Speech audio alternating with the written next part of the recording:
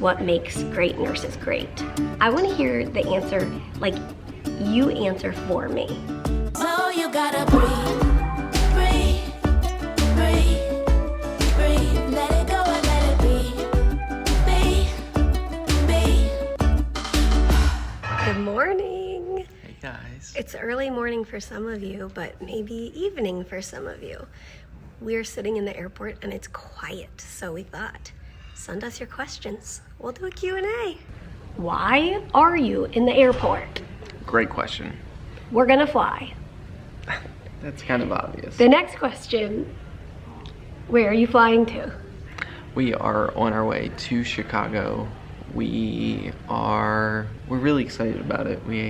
We're invited to share just briefly, it's like 8 minutes at Moody Bible Institute's Founders Week conference. So Moody Bible Institute's the college that Mary and I went to, and every year they have a free Bible conference on the first week of February in Chicago, which is always like, so the history behind this is... Yeah, it's hard to remember. Is it D.L. Moody's birthday? I think so, and for his birthday, he had all the students go like sledding for his birthday. On lunch trays. I don't know if that's like folklore, I don't know. But either way, we are going. So it's but not to sled. It's kind of nostalgic because my senior year in college, I was invited to speak at the conference. But like an actual sermon. Yeah, and then we're going to go, and on Friday night, so the 7th at 7 p.m. at the Moody Church in Chicago, we'll be during that evening session. We'll be sharing briefly. We made that video that I made a couple weeks ago. That'll play, and then we'll share. Yep. So if you guys are in the Chicagoland area and want to come Friday night, come on out. We'll be there. Yeah, the church I think holds about 3,000 people, if I remember correctly. So there's plenty of room. So. It's also streamed online. Yeah. So you can watch it there. Did you guys bring any snacks? Did you bring any snacks? I brought blood sugar fixers. Smarties. I didn't bring any snacks. We aren't usually... When we went to the store the other day, I bought those Swedish fish for our airplane ride. I opened it up and ate some. And I ate the rest of them, like yesterday. The next question is, what kind of work does Ollie do these days? He is almost entirely retired at this point. We've mentioned to you guys in the past few weeks, his arthritis is up and down. Like, one day he'll be limping pretty notably, and the next day he'll be totally fine. He's on all of his like medications and supplements for it. And so I think it's just kind of like my health, in that you can do all the right things and still have off days. And so because of that, he has been lessening how much he goes out with us, how much he's working. I recently gifted my leather harnesses to friends who have service dogs because Oliver has a tumor on his shoulder, and the leather harness sits right there.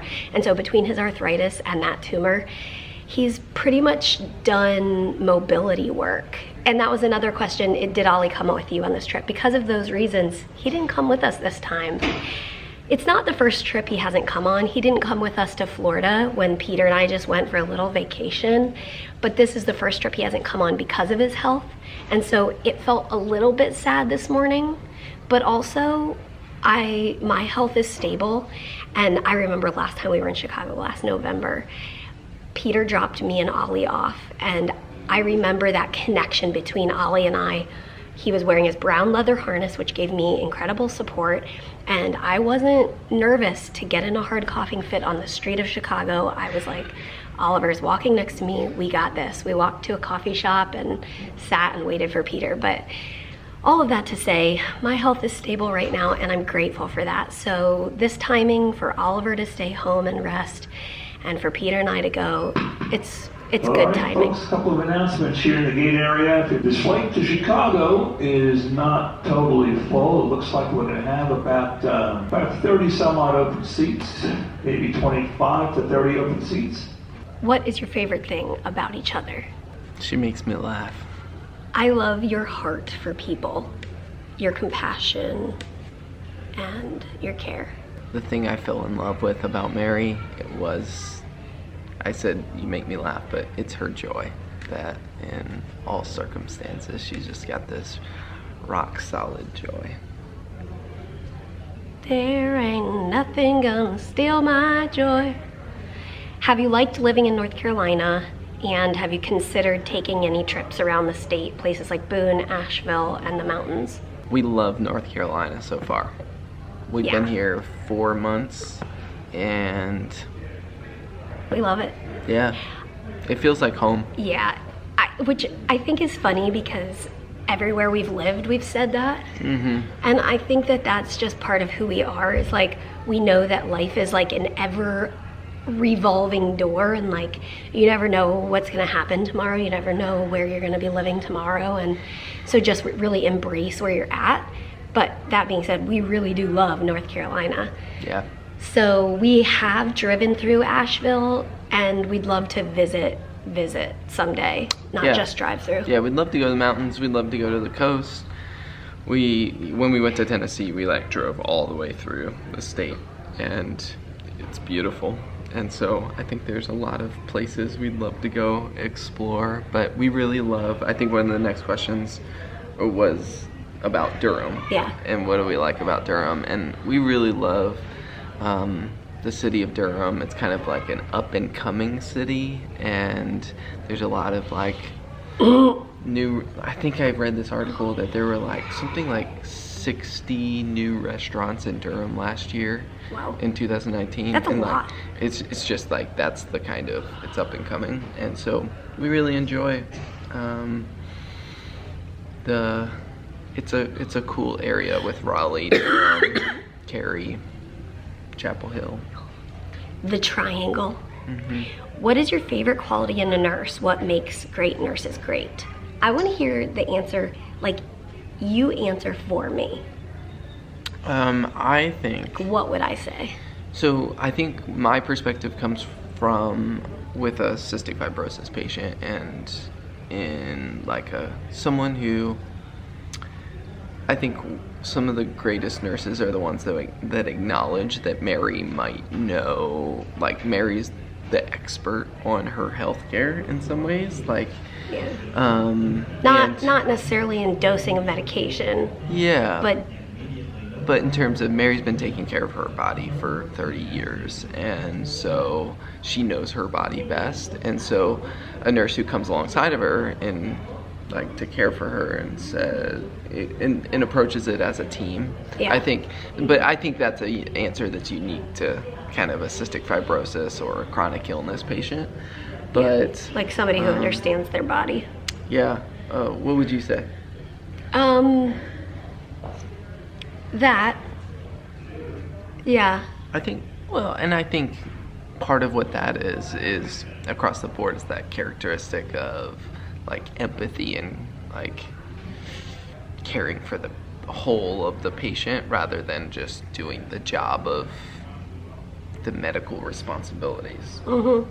If that makes sense. And then what about for you as a caregiver? When we have great nurses, like, okay, well, one thing that comes to mind in relation to caregiving is when the nurse is kind to Peter, that means so much to me. We've had nurses offer to go get him, like, oh, let me request and see if we can get you a cot so you can sleep on something other than the chair. When they come in and they ask, like, do either of you need some water? You know, like really acknowledging that he is part of my team. I appreciate that. Yeah, I really appreciate when they welcome me and part of the team, of even like nurses who will acknowledge, like, I'll know Mary's dosing and that sort of thing, and like welcome me into the conversation. Yeah. I appreciate that.